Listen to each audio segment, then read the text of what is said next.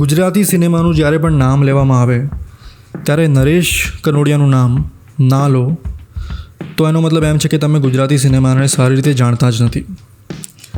કારણ કે જે સમયે શોલે જેવી મૂવીઝ હિન્દી સિનેમામાં ધમાલ મચાવી રહી હતી ત્યારે ગુજરાતમાં પણ આ મૂવીઝ ધમાલ મચાવી રહી હતી. પણ સેમ થિયેટરમાં મેરુ માલણની મૂવીએ શોલે કરતાં પણ વધારે કમાણી કરી હતી. આ પાવર હતો નરેશ કનોડિયાનો અને એમની સુપરસ્ટાર તરીકે જે ઓરા હતો એમનો. ગુજરાતના કનોડા ગામમાં જે પાટણમાં આવેલું છે ત્યાં એમનો જન્મ થયો હતો. એમના પિતા એક મિલ વર્કર હતા. એક ગરીબ પરિવારમાંથી શરૂઆત કર્યા છતાં પણ એમના સપના ઘણા મોટા હતા. એમને મહેનત કરવાની જે લગન હતી એના કારણે તેઓ આગળ વધ્યા. નરેશ કનોડિયાએ પોતાના ભાઈ મહેશ કનોડિયા સાથે મળીને પોતાના કરિયરની શરૂઆત સ્ટેજ ડાન્સર અને સિંગર તરીકે કરી હતી. એમના કરિયરના શરૂઆતના દિવસોમાં તેઓએ ઘણા સ્ટેજ શો પરફોર્મ કર્યા હતા. આવી જ રીતે પરફોર્મ કરતાં કરતાં નરેશ કનોડિયાને પહેલી મૂવી જે પ્રાપ્ત થઈ એ હતી ફેડીને આવ્યા ફૂલ, જે એમની પહેલી મૂવી હતી. અને તેના પછી તો એમણે પાછળ વળીને કદી જોયું જ નહોતું.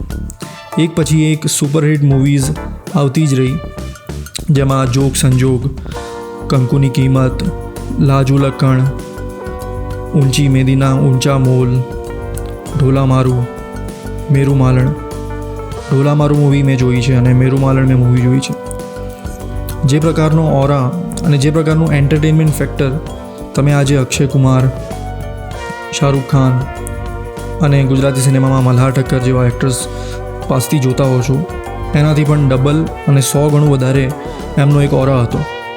અને મૂવીઝમાં ખાલી એમનું હોવું એટલે સુપરહિટ માની જતું હતું.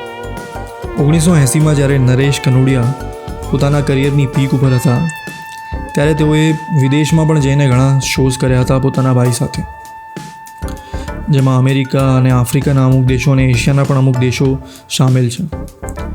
વિચાર કરો, એ સમયે જ્યારે આપણો દેશ એટલો આગળ નહોતો અને હિન્દી સિનેમામાં પણ એટલું બધું વિકસિત નહોતું થયું, એ સમયે આ એક્ટર, આ સુપરસ્ટાર વિદેશમાં જઈને પોતાનો ડંકો વગાડતો હતો.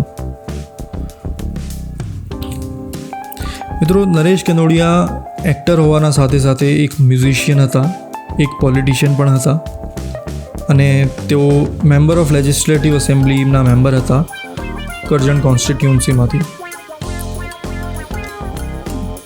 તેઓ રતન કનોડિયા સાથે તેમના લગ્ન થયા હતા અને તેમના 2 પુત્ર છે, હિતુ અને સૂરજ કનોડિયા. હિતુ કનોડિયા પણ આજે ગુજરાતી ઇન્ડસ્ટ્રીમાં ખૂબ જ ફેમસ છે અને ખૂબ જ સારું કામ કરી રહ્યા છે. 2020માં કોવિડના કારણે નરેશ કનોડિયાનું મૃત્યુ થયું હતું અને ગુજરાતી સિનેમામાંથી એક એવા સુપરસ્ટાર જતા રહ્યા જે કદાચ આગળ આવનારા વર્ષોમાં પણ ક્યારેય જોવા નહીં મળે. 2021માં નરેશ કનોડિયાને પદ્મશ્રી એવોર્ડથી નવાજવામાં આવ્યા હતા. તો મિત્રો, આ હતી નરેશ કનોડિયાની જીવનકથા. એમના વિશે જોકે ઇન્ટરનેટ ઉપર એટલું બધું લખેલું નથી અને એ આપણું કનસીબ કહેવાય કે તેઓ આપણા જનરેશનમાં પેદા નહોતા થયા અને આપણે એમને એટલા બધા જોઈ નથી શક્યા. પણ હું સજેસ્ટ કરીશ કે તમે એમની મૂવીઝ જુઓ.